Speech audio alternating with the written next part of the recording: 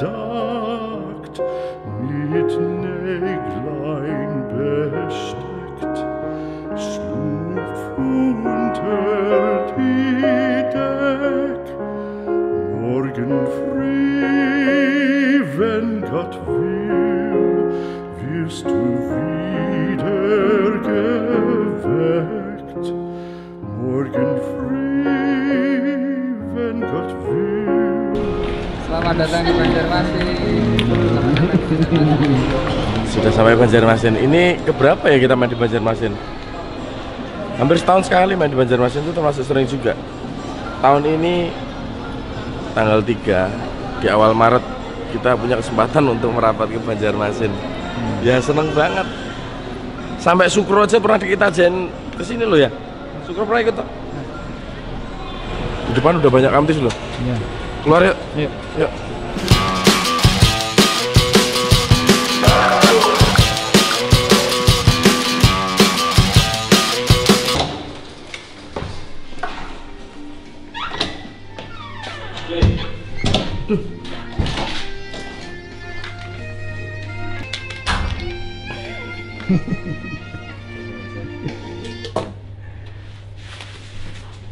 Hari ini cuman mandi, ganti baju, langsung berangkat karena di bawah sudah ditunggu sama teman-teman iRadio yang mau minta waktu untuk interview. Ya sekalian lah dirapel, orang juga nggak pernah interview di radio Banjarmasin toh. Lah ini interview sampai orangnya datang, masa nggak diladeni. Jadi yuk, ayo siap-siap yuk.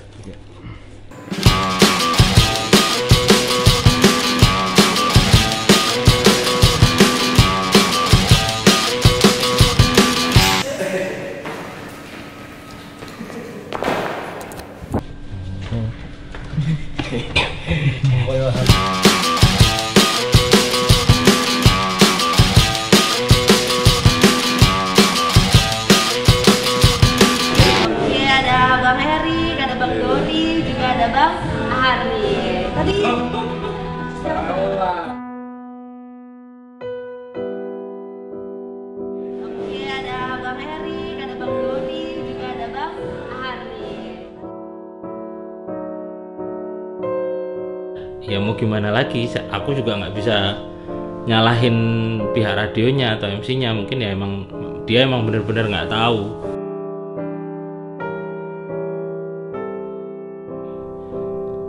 Pekerjaanku kan selama 10 tahun terakhir ini stay di Jakarta jadi session player.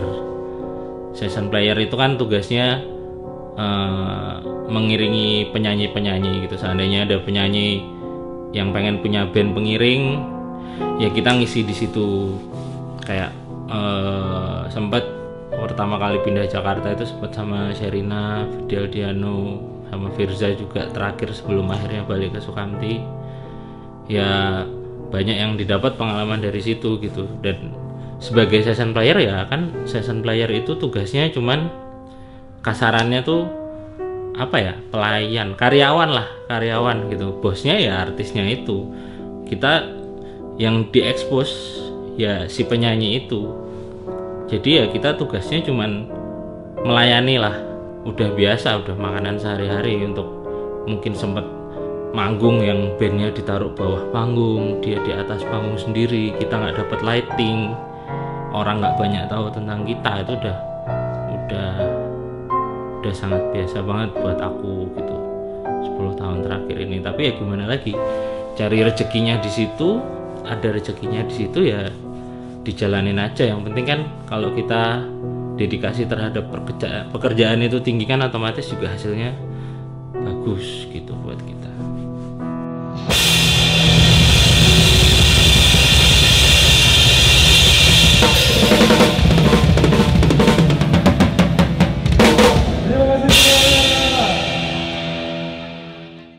Membaca komen-komen di YouTube, di Das, di Instagram itu kadang-kadang sangat-sangat lebih menyakitkan gitu buat saya. Cuman ya gimana ya, saya selalu diskusi sama istri saya, sama anak-anak Sukamti juga. Itu bener-bener kadang-kadang sampai ngelus dodo itu loh. Aduh kok ngene yo, apa hal yang aku lakukan ini membawa pengaruh buruk buat Sukamti dan Kamtis Family. Ada yang ngomong, wah drummernya sekarang gendut gitu, sombong, nggak ramah. Kalau masalah fisik ya gimana lagi, udah dari sananya dikasihnya gini ya disyukuri aja, dimaksimalkan ya toh. Terus kalau masalah sombong, nggak ramah, foto atau apa, itu aku tuh kadang-kadang masih ngerasa nggak pede. Aku tuh siapa tau gitu, aku hanya sekedar buat sebagian mungkin Kamtis yang baru yang nggak tahu sejarahku di Sukamti gimana kan, ya aku hanya sekedar orang baru, adisional drummer yang ngisi kekosongan gitu aja. Kayak Sukamti mau foto atau ada interview atau apapun itu tuh aku pasti selalu nanya dulu ke Erik sama ke Dori, aku melu lagi, aku ikut nggak ini? Iya aku selalu ditarik sama Erik sama Dori, ayolah, ayo ikut, harus ikut. Nah kalau mereka udah ngomong ayo ikut, ya oke lah, aku baru berani untuk ikut. Kadang itu loh yang ngebuat aku nggak pede. Jadi ya maafin ya teman-teman Kamtis Family, bukannya nggak ramah atau sombong gitu, cuman aku sendiri pun sampai sekarang kan aku belum tahu nih apakah aku udah bisa diterima oleh kalian apa belum gitu.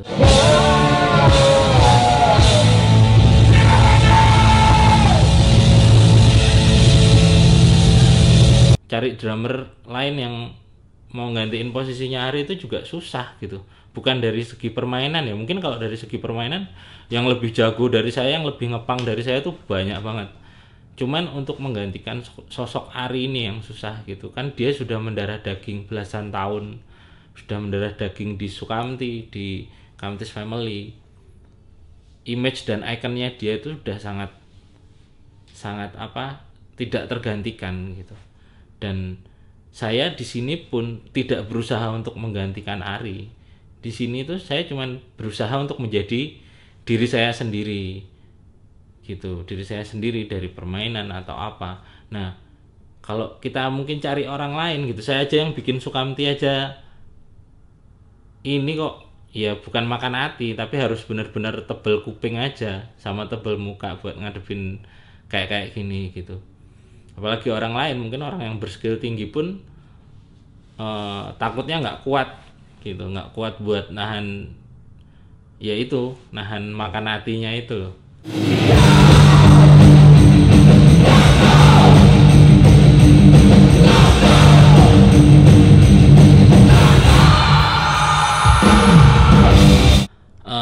Biar gimana pun juga aku merasa Sukamti itu masih bagian dari aku gitu loh. Karena di tahun 2001 yang bikin Sukamti ya aku juga berperan di dalam situ. Waktu di akhir tahun 2001 waktu aku keluar itu sebenarnya kondisinya nggak beda jauh ya sama sekarang gitu. Ya mungkin bedanya adalah sekarang Sukamti sudah besar, banyak yang mengenal Sukamti dan personil-personilnya gitu. Mungkin orang-orang yang tahu Sukamti saat itu juga terjadi pro dan kontra gitu. Banyak yang nggak setuju juga saya keluar gitu waktu itu. Mungkin gara-gara masih muda ya, waktu itu masih SMA, egonya masih besar, egonya masing-masing dari kita masih besar gitu. Hal-hal yang kecil yang nggak mutu, yang mungkin kalau diomongin sekarang itu kita cuma ternyata kayak ngono, cuman jadi hal yang lucu, tapi waktu itu bisa memicu perpecahan gitu, sampai akhirnya aku memutuskan buat keluar. Nah ternyata juga akhirnya baik-baik aja gitu, semua bisa jalan. Dan pertemananku akhirnya sama Erik sama yang lain juga nggak putus gitu. Kita masih sering berkomunikasi, ngumpul bareng gitu. Saya sama Erik dulu juga punya tim renang, setiap seminggu sekali kita renang 3 kali. Masih jalan-jalan bareng, liburan bareng gitu, biarpun udah nggak ngeband lagi. Jadi apa ya, kalau bisa dibilang angka 8 yang selalu diserukan Sukamti dan Erik itu dari dulu sebenarnya udah ada di jiwanya Erik. Sampai di tahun keberapa saya waktu Sukamti udah mulai naik itu, sampai kaget saya, tiba-tiba saya lihat handphone ada invitasi grup waktu itu. Dan isinya grup itu namanya Bibit Sukamti, isinya cuma 4 orang, formasi pertama Sukamti gitu. Jadi dan itu grup itu bertahan bertahun-tahun.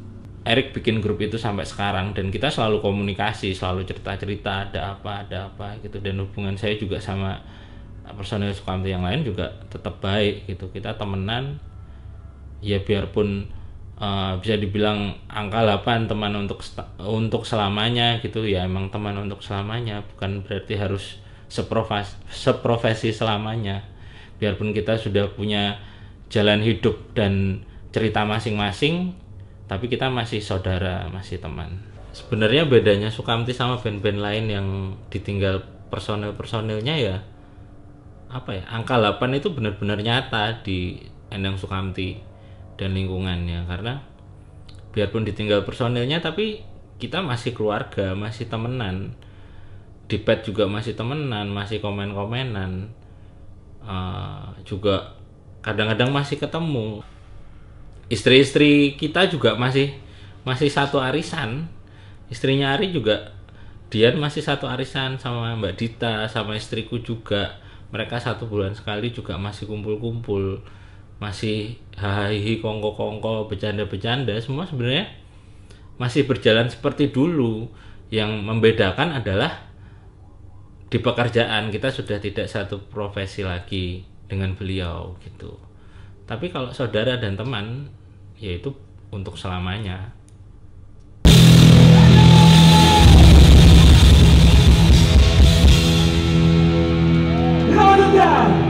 Luar biasa.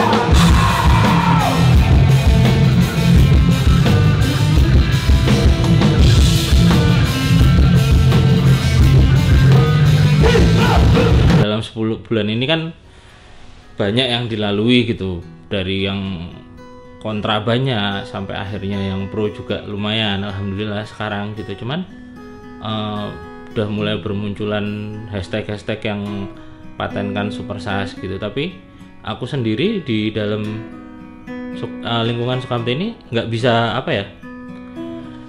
memaksakan anak-anak untuk mengambil keputusan gitu. Jadi ya yang bisa aku lakuin adalah ini aja, pasrah, legowo gitu.